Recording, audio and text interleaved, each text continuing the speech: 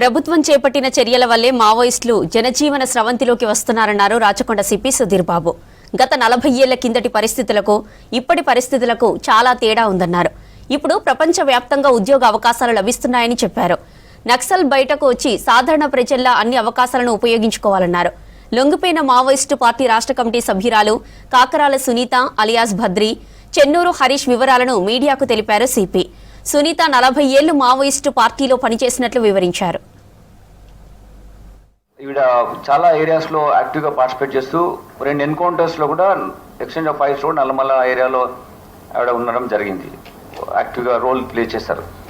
So far 5 encounters లో నల్లమల్ల చెప్పినట్టు 2 encounters, బైరావ్ కోన, దాని తర్వాత అలానే ఏఓబిలో కూడా ఒక ఎన్కౌంటర్, దాని తర్వాత నేషనల్ పార్క్ లో కూడా ఇంకొక ఎన్కౌంటర్లో టోటల్గా అన్నీ కలిపి 5 ఎన్కౌంటర్స్లో ఈవిడ she was there part of those encounters.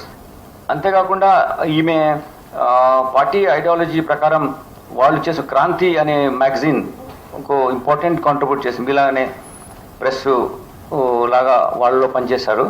వీళ్ళంతా మావోయిజంలో ఆ రోజుల్లో వెళ్ళారు. మేము ఎందుకు వెళ్ళారు అని ఇప్పుడు క్వశ్చన్ చేయడం కాదు. 40 సంవత్సరాల కింద జరిగిన విషయాన్ని ఈరోజు ఆ నిటిగ్రిటీ వెళ్ళడం ఇష్టం లేదు. కానీ ఈరోజు వాళ్ళు ఒక రైట్ పాత్లో వస్తున్నారు అని తెలిసినప్పుడు, మెయిన్ స్ట్రీమ్లో కలిసి ప్రజలతో కలిసి పనిచేస్తామని వచ్చినప్పుడు తప్పకుండా ఆహ్వానం పలకడం జరుగుతుంది. అందుకోసమే వీళ్ళపైన రివార్డ్ ఎంత మనీ ఉందో అది మీకు చెక్స్ ఇప్పుడే నేను అందజేస్తాను. ప్రభుత్వం ఆ చెక్స్ కూడా అందజేయమని వీళ్ళు మనకు వచ్చి కలిసి ఈ విధంగా మేము జనజీవన స్రవంతి వస్తామని చెప్పిన తర్వాత వాళ్ళకి రావాల్సినటువంటి మనీ కూడా వాళ్ళకి ఇస్తాం, so that they can lead better life.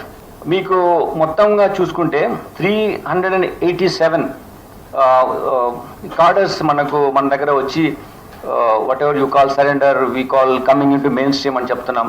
వాళ్ళు ఇంతవరకు 387 మంది మన రాష్ట్రంలో వచ్చి కలిశారు ప్రజా జనజీవన స్రవంతిలో. ఇదే గొప్పతనం.